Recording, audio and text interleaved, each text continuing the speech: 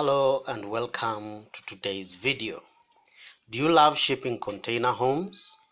If you're planning on fabricating one, this video brings to you 5 simple steps on how to install laminate flooring in a shipping container house step by step.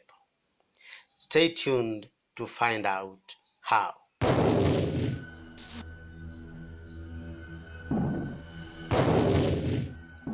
Good, welcome back. Finishing the floor of a container house can be one of the biggest challenges of converting a shipping container into a habitable home.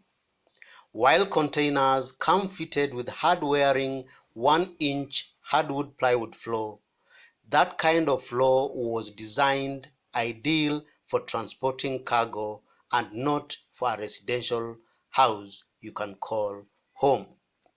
To convert a shipping container into a habitable space, the floor should be covered with a suitable floor finish to make the space homely.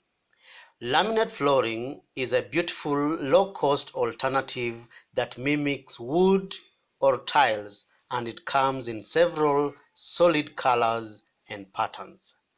Instead of being nailed or glued down like most flooring, it installs quickly without fasteners. The following steps illustrate how to install laminate flooring in a shipping container house step by step.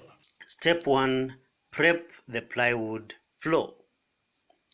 During the process of moving cargo, shipping containers go through some abuse which can destroy the plywood flooring. Chippings, cracks, spillages, rot and shrinkages are bound to occur. Check and prep the existing plywood floor before any installation to make sure it is clean, dry, level, and structural sound. Vacuum thoroughly to remove any broken pieces, dust particles, and chippings. Even the smallest piece of debris can lift your floor up. Shipping container floors are heavily treated with various chemicals and pesticides. Be very careful not to sand the floor during the preparation process. Sanding the floor can release trapped fumigants, and exposure could be hazardous to human beings. Always put on protective gear to protect your health during the preparation process. Step 2. Season the flooring. At least 48 hours before installing your laminated flooring, place your new flooring materials in a room where you will be installing it. This process is called seasoning. It allows the floor materials to acclimatize to the temperature and humidity of the room you intend to install in. Remember to check manufacturer's instructions for any specifics, details, and requirements on seasoning of your flooring materials. Step 3. Put a moisture and a vapor barrier. The wooden floors are treated with pesticides to stop insects and pests from damaging the produce transported inside shipping containers. The pesticides might not be hazardous to the goods being transported, but may be harmful to humans. The main concern with keeping the original plywood flooring for a home is the hazardous fumes oozing from the pesticides used to treat the plywood.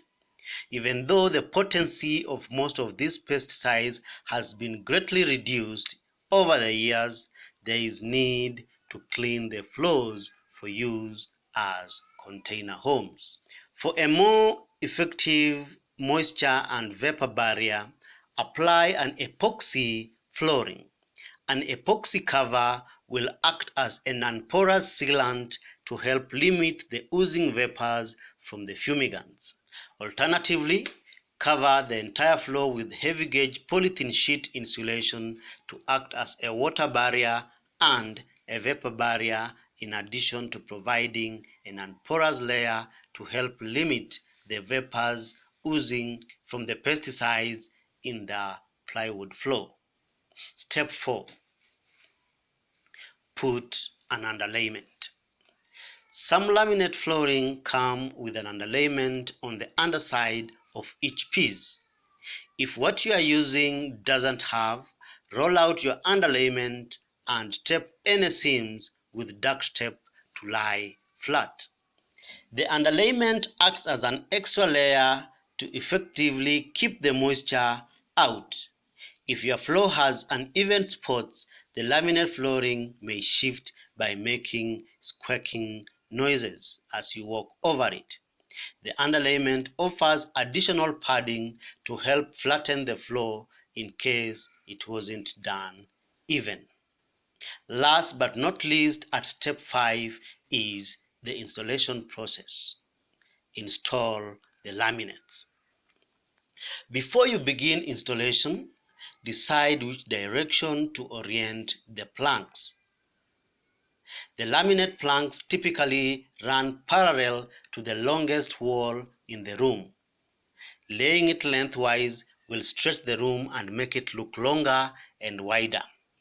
Alternatively, laying it widthwise will make the room appear short and stubby, giving it a boardwalk effect.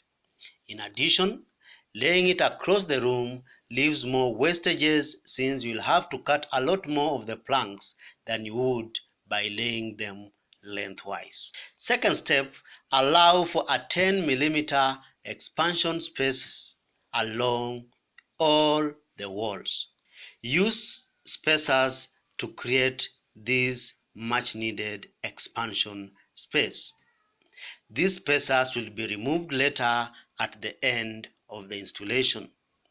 Leaving the gap along the walls will allow the floor to adjust to changes in temperature and humidity over time. Remember to cut and remove the tongue from each piece of laminate that you'll be using in your first row. This type of cut is called a rip cut. You will need to cut a plank in half to start laying the second row to make sure the joints in the board aren't aligned.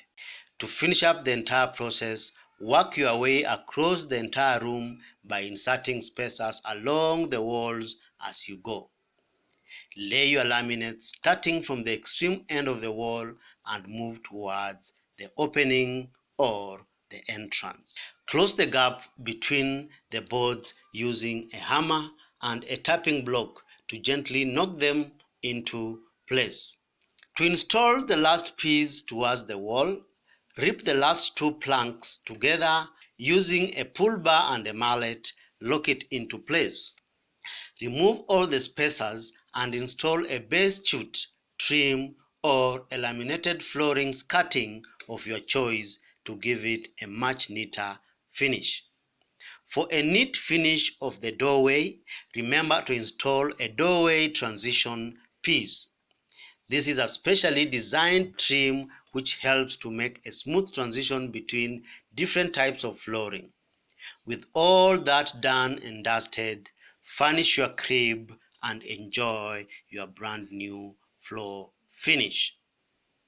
So, did you find our presentation informative enough to enable you install laminate flooring in your new container house? Let us know by posting in the comments below. If you like the video, give it a thumbs up and feel free to share it. Remember to subscribe to our YouTube channel for updates and our weekly videos on amazing design ideas using shipping containers. Thank you for your time and see you in the next video.